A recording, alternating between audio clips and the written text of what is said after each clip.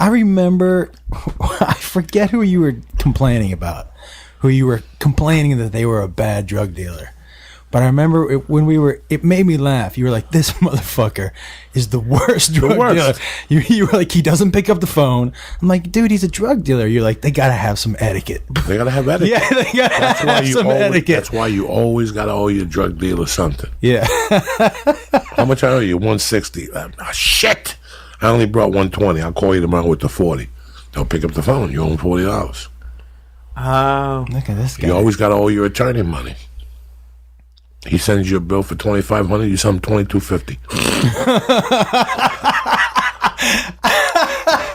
You have like a what happened to mental gene? A mental. What happened to that $250? I got you on the phone, didn't I? I always got to keep you on the hoop. You know the lawyer opens that fucking mail and is like, this motherfucker. Always underpaid. Especially when the bill says $2,500. And then he calls you. Now he has to call you and ask you what happened, and you still go over your case with him, and he can't charge you because he called you. Wait, if they call you, they can't charge you? No, because he's calling me for the money. But by the way, by the time I got you on the phone, let me ask you a question about something. I just got a subpoena letter here.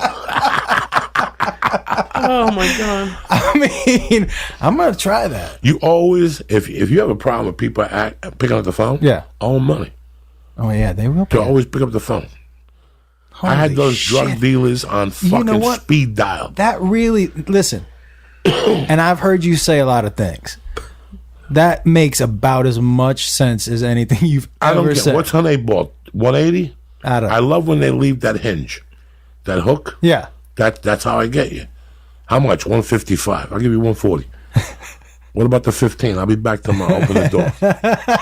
What about the 15? I'm just so. And then tomorrow I come back for a gram at 60. So what do I owe you? 75. So I'll come with 50. And now I owe you 25. So I get you deeper in the hole without you even knowing. I used to owe when I was running those 3 drug dealers. El Compadre always had to pay cash. There's nothing you could do with that. It's cash and carry. But the other 2 guys, I always owed them money. I owed them money till they actually threatened me. Is that right? Yeah, like Joey. Come on. The tab is too high. Yeah. And I'd had the money. I'd have the money, but I refused to give it to them. Because my addiction was so strong, I never wanted them not to pick up the phone. I always told them the next day I'd have that 700 for you. I got the 700 tomorrow. Then I call them and show up with 2 in front of another 8-ball. Oh my God. So now I got you back to the fucking 625. How many people would you owe money to at one time? 3? Oh. What years were that? What's that? What years were those? Okay, when I was in New York, everything's cash and carry. You know, $40 if you go into Manhattan. But when you get personal dealers, people who sell out of their house, they're cash and they're always. You treat them good for a month, you keep them on point, then you start smacking them around. It's fucking crazy.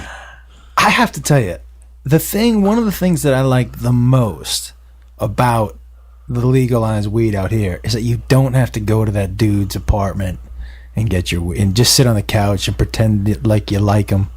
Do you know what I mean? And pretend like you want to smoke a joint with him or whatever, or pet his dog or whatever the fuck. You know, that I'm really glad that part, because you would knock on the door and he'd be on the couch. He's like, come in, and fucking, you know. It all depends. I don't miss that at all. Like tonight, I didn't stop at the weed store. But it's the same shit. I got to park, I got to get out, I got to take my wallet out, give my fucking license. Sometimes I don't have cash. I go to the Russian ATM machine, which means Trump got my fucking license number and ATM number. Then I go and I buy the weed. It's the same fucking thing. They throw these hot girls at you that don't know about weed, and they give you what gets them high. Meanwhile, they weigh $110, and they listen to whatever their boyfriend says. So I'm in the same predicament. Yeah, by the way, when people tell you that their weed is good, they have no idea. I throw it away. I try to help people out and try to explain to them this ain't gonna do nothing to me. There was a kid at the ice house for 3 weeks. This is my test. There was a kid at the ice house kept bugging me for 3 weeks. Hey man, I grew this weed. Here it is. Talk about it on the show. Now, I smoked it at night. Nothing happened. Mm-hmm. The next morning I got up nice and early. Nothing happened. While I take a shit in the morning, that first shit, I'm smoking at the same time because I got the bathroom at the door now. And nobody knows nothing. So I'm shitting and smoking at the same time. If I call you at 7:30 in the morning, I'm smoking pot, rest assured I'm taking a shit. I'm sitting there with the pipe, smoking it, and then when I finish, I wipe my hands, I wash my hands, I pick up the pipe again, and I go back to town. How often, when you call me in the morning, are you taking a shit? If I'm calling you in the morning, sometimes I'm sitting at my desk, but if I go in the bathroom, that's my phone time. So I'll smoke while I'm writing tweets and shit. Yeah. People are calling me because they're like, oh, he's awake. I'm awake, but I'm not going to stop doing what I'm doing for you. Yeah.